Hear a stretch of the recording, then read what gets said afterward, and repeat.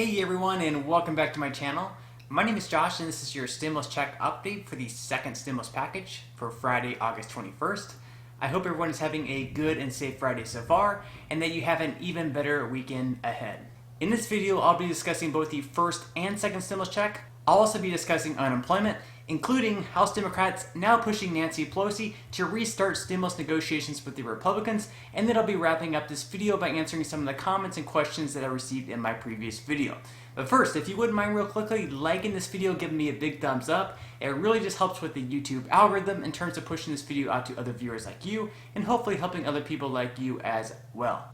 Okay, so for the first time in, well, 1 week, weekly job claims rose once again over the 1 million mark. Now, according to the Labor Department data released on Thursday, the weekly jobs claims came in at a seasonably adjusted 1,106,000. This slight upward trend, of course, is likely to raise a few questions as to whether economic recovery from the relief package has stalled out. We can only hope that we don't see that number of weekly unemployment claims continue to rise. It's an absolute must for us to continue lowering the unemployment and keep the momentum going in the correct direction. With that said, another relief package at this point in time seems like it may just be necessary in order to keep the American economy afloat. Alright, at this point I'm going to move right along to some updates in regards to the federal unemployment insurance benefits. As of today, we now have Alabama, Alaska, Arkansas, California, Kentucky, Massachusetts, North Carolina, Tennessee, and Virginia in the pre-application phases of the $300 weekly federal unemployment insurance benefit. Now, the pre-application phase is basically where the state has either announced its intent to apply for the grant or has already done so.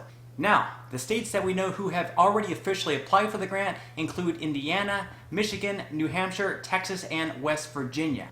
And finally, the states that have already applied and been accepted for the grant include Arizona, Colorado, Idaho, Iowa, Louisiana, Maryland, Missouri, Montana, New Mexico, Oklahoma, and Utah.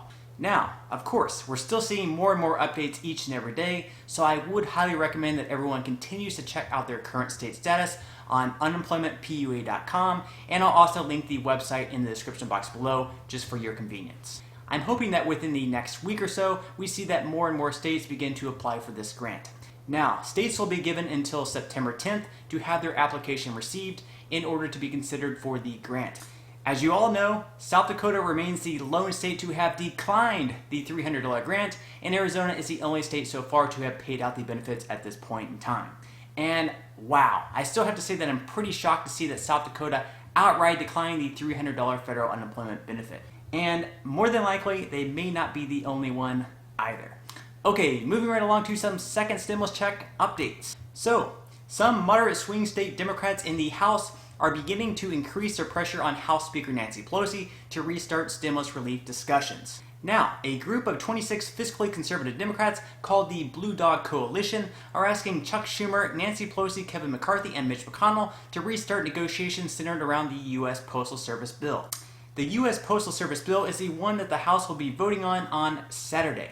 Now, in the letter, the group stated that as the House prepares to vote this weekend on a bill to protect the United States Postal Service, we urge you to restart bipartisan, bicameral negotiations on a fifth relief package that is commensurate with the scale of this public health and economic crisis.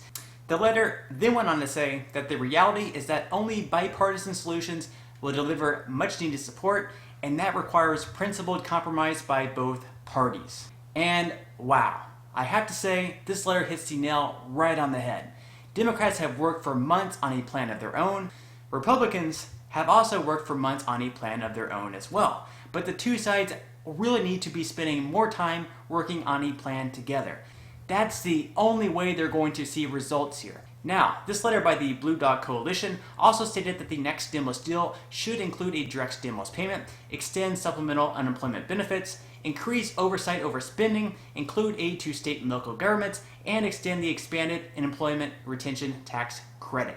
Now, even though the letter doesn't state that the unemployment benefits should be extended at $600 per week, it does say that they should be kept at a level sufficient enough to enable beneficiaries to provide for their families and to support their local economies.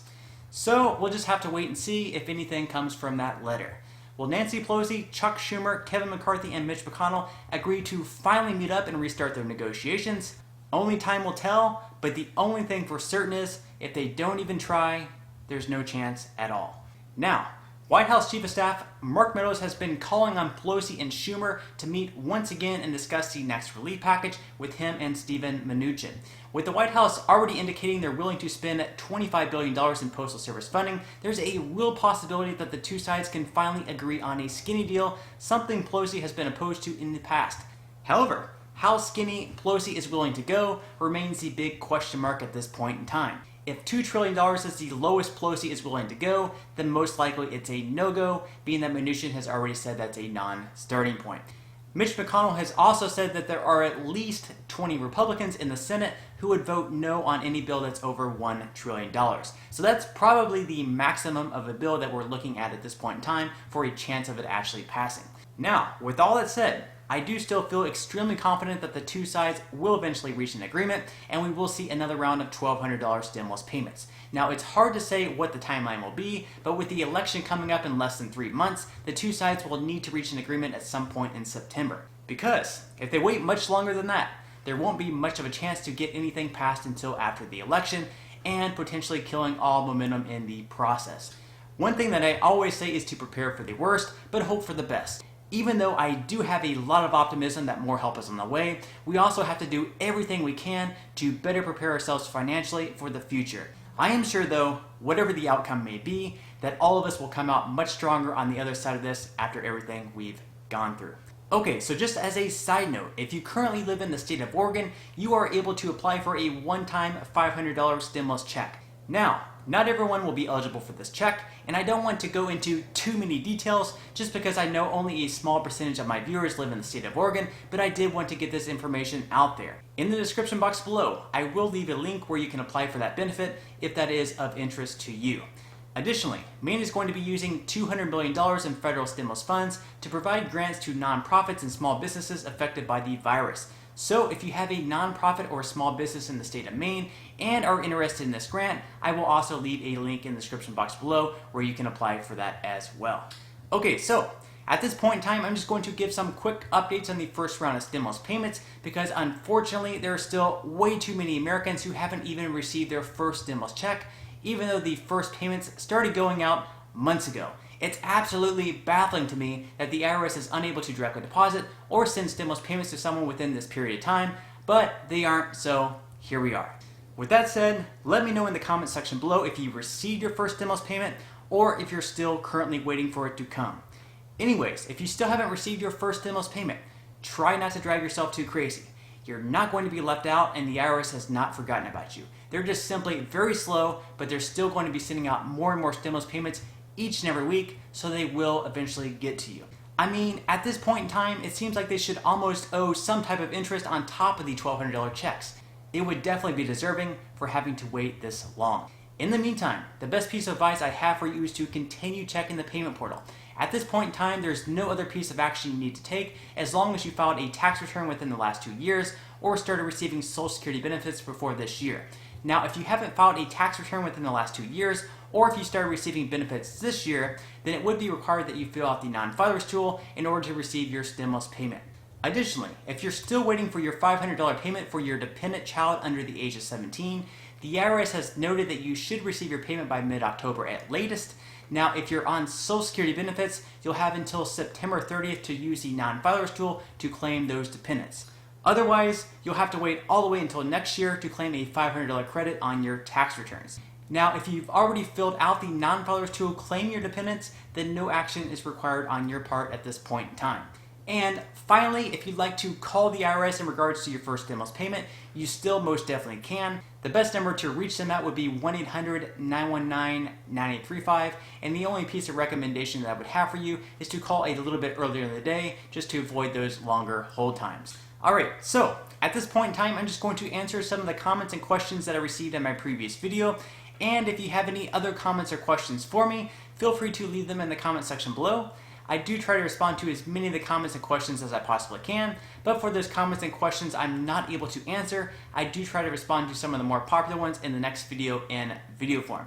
Okay, so without further ado, let me go ahead and jump into the first comment of today's video, which is from Kay. Kay says, I would like to know if the government is actually going to send a second check. Millions are really depending on that money. Alright, thank you so much for your question, Kay, and that entirely depends on whether or not the Democrats and Republicans can work together well enough to reach bipartisan agreements in the next relief package. The Democrats have a price tag that's too high for Republicans, and Republicans have a price tag that's too low for the Democrats. The two sides need to find a good middle point and just pass the bill. They both agree on stimulus checks, among many other issues in the bill, so they could easily pass something in the next week or so if they could just get on the same page. Point being though, if they do pass another relief package, stimulus checks are more or less guaranteed to be in the bill. And if they do pass another relief package, the stimulus checks should be sent out within 1 or 2 weeks from the bill passing. It should be much quicker this time around for the majority of people since the IRS already has all of our information on file. Okay, moving right along to the next question of today's video, which is from Jadwiga. Jadwiga says, Josh, is it possible that Governor Cuomo will allow New Yorkers to receive the $300 unemployment bonus? Alright, thank you so much for your question, and unfortunately, Governor Cuomo said that he does not plan on applying for the $300 federal plus-up. This is because Governor Cuomo said that he had concerns over legalities, cost, and broken promises from President Trump and FEMA about state reimbursement. Now, even though FEMA said there would be no additional cost for New York, in order to offer unemployed New Yorkers an extra $300 per week, Cuomo said that he is not going to apply. And that is pretty unbelievable to me. I sure hope that he has a change of heart, because otherwise the residents of New York are going to go through a real tough time because of the governor's decision.